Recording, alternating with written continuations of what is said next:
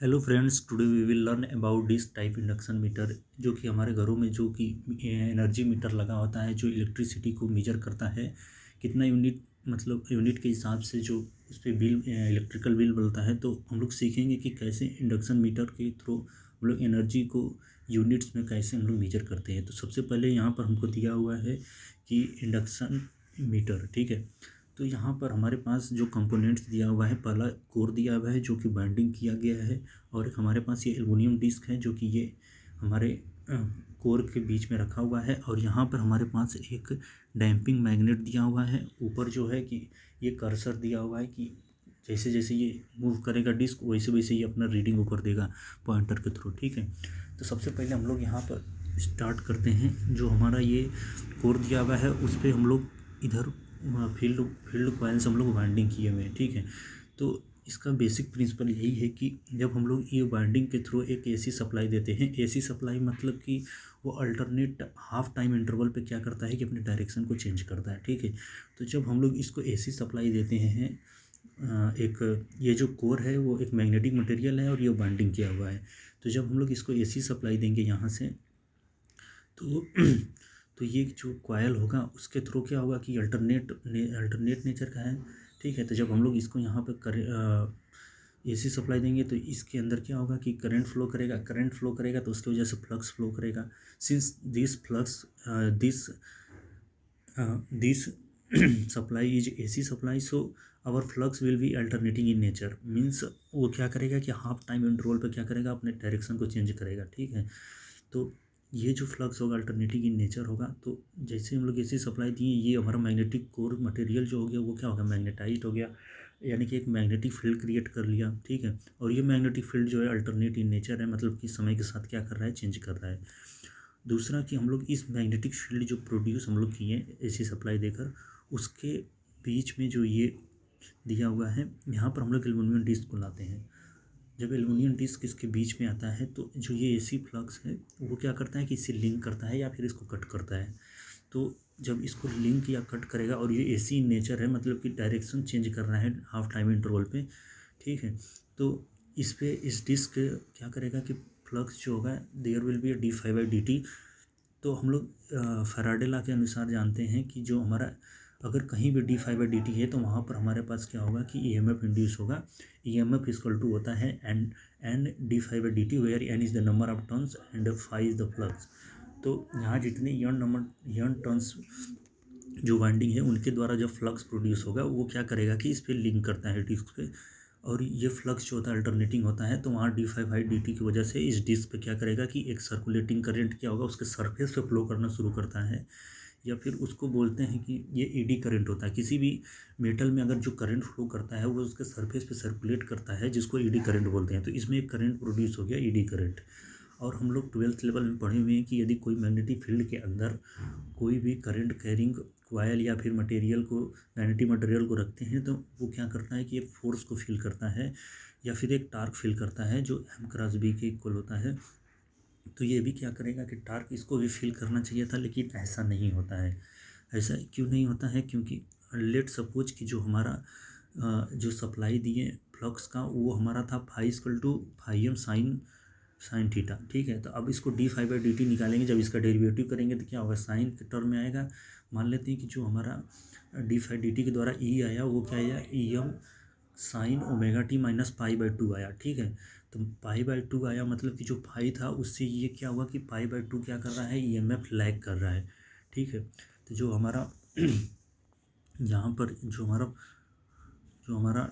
जब हम लोग इसको एक्सपेंड करेंगे कि जो हमारा टार्क, जो डिफ्लेक्टिंग टार्क लगता है वो फाई के प्रोपोर्शनल होता है, और जो हमारे ईडी करंट जो प्रोड्यूस हुआ उसके प्रोपोर्शनल होता है, ठीक है। तो जो हम मीन टार्क निकालेंगे इसका, तो I R M S into phi R M S cos delta के टर्म में आएगा। और हम लोग यहाँ पर एक्सप्रेशन से ऊपर जान गए कि जो डेल है वो क्या कर रहा है कि 90 डिग्री पे लैग कर रहा है, ठीक है। तो कास डेल्टा की वैल्यू, अगर डेल्टा की वैल्यू 90 कर दे तो कास 90 जो होगा वो हमारा 0 हो जाएगा। तो इस एक्सप्रेशन से ये पता चला कि हमारा जो इस पर जो टार्क फील हो रहा है वो क्या हो रहा है कि 90 डिग्री पे दोनों हैं, इसकी वजह से टार्क इस पर फील नहीं कर रहा है। तो ये हमारा डिस्क जो है मूव नहीं कर पा रहा है, ठीक है। तो हमने इसको कुछ कोयल को लाइक दिस हमने एक सीडिंग रिंग लगाई, ठीक है। तो जैसे प्रीवियस वन में हुआ वैसे ही इसको भी हम लोग क्या करेंगे कि यहाँ पर एसी सप्लाई देंगे, और ये जब सीडिंग रिंग ये पहले ए पार्ट से तो जो पहले जा रहा था 90 डिग्री पे वही जाएगा, ठीक है। लेकिन दूसरी बार जब हम लोग एक नया अरेंजमेंट सीडिंग रिंग लगा के करते हैं, तो जब ये फ्लक्स बी पॉइंट से पास करता है तो सीडिंग रिंग जो होता है वो भी क्या होता है कि मैग्नेटिक मटेरियल का होता है, वहाँ एसी फ्लक्स जाता है, एसी फ्लक्स जाता है, तो d∅dt की वजह से ये सीडिंग रिंग में क्या होगा कि एक फ्लक्स प्रोड्यूस होता है, ठीक है फाई। और इधर से जो ए पॉइंट से जा रहा था वो क्या जा रहा था, फाई से जा रहा था। तो जो इस पर नेट रिजल्टेंट जो बी से होते हुए जाएगा, पहले फाई जा रहा था और फाई सी जा रहा था, तो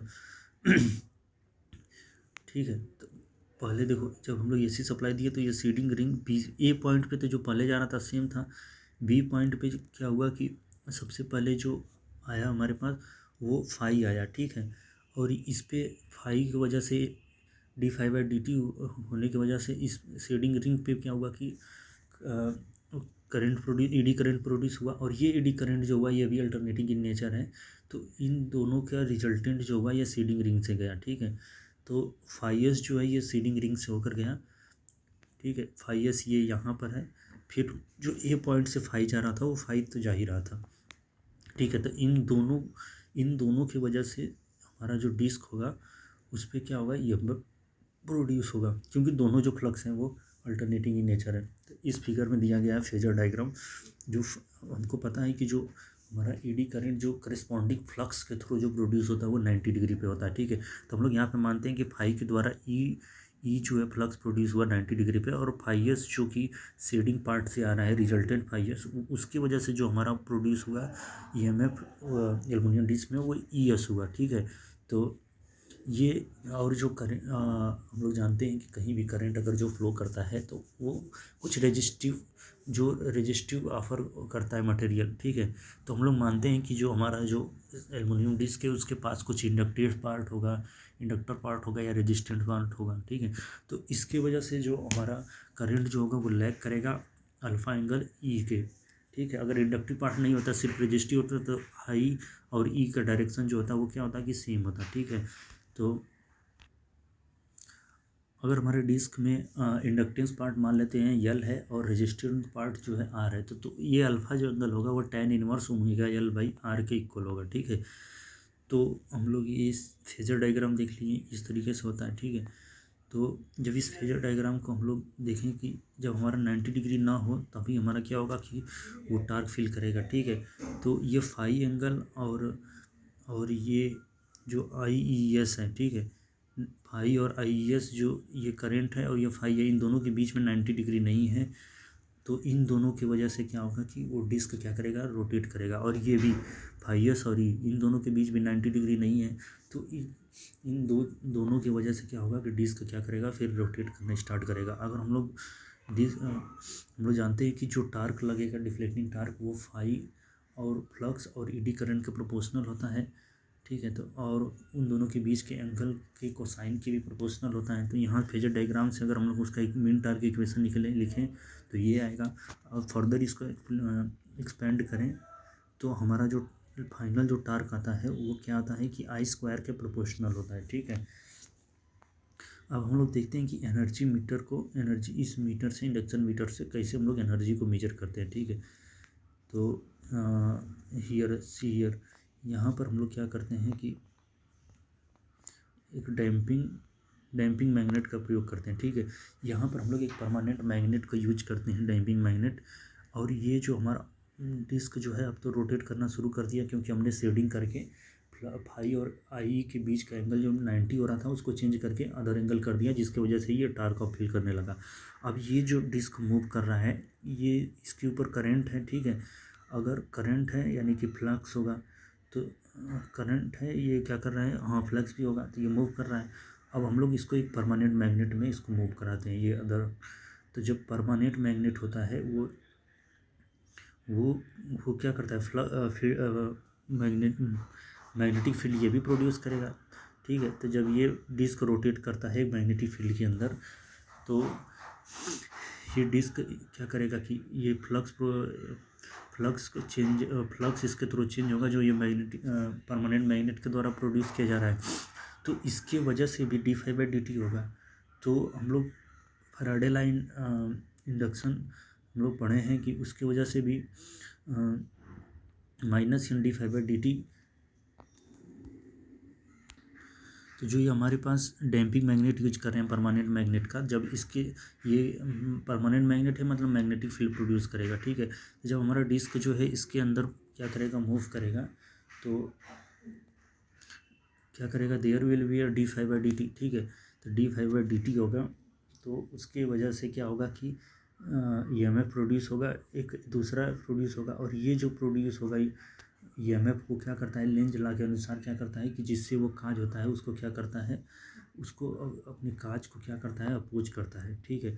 तो जो जब ये डिस्क जो मूव कर रहा था जो काज की वजह से, ये क्या करेगा कि ये अपोजिशन का काम करेगा, यानी कि डिस्क को रोकने की कोशिश करेगा।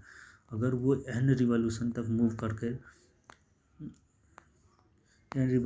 मूव करता है, ठीक है। एक 1 सेकेंड, हाँ हियर, अगर वो एन जो एनर्जी हमारी होती है वो इसके नंबर ऑफ रिवॉल्यूशन पे डिपेंड करती है, तो ठीक है। तो यहाँ पे एन जो होता है डायरेक्टली प्रोपोर्शनल टू एनर्जी होता है। तो जब हमारा प्रोपोर्शनलिटी कांस्टेंट हटता है तो यहाँ पर एक के आता है कांस्टेंट, जिसको हम लोग मीटर कांस्टेंट बोलते हैं, ठीक है। तो यहाँ से हम लोग अपना एनर्जी जो है कैलकुलेट करते हैं। 1 kWh में 1 यूनिट होता है, उसके हिसाब से हमारी इलेक्ट्रिसिटी बिल बनती है, ठीक है। We will talk about another meter then upcoming session. Thank you.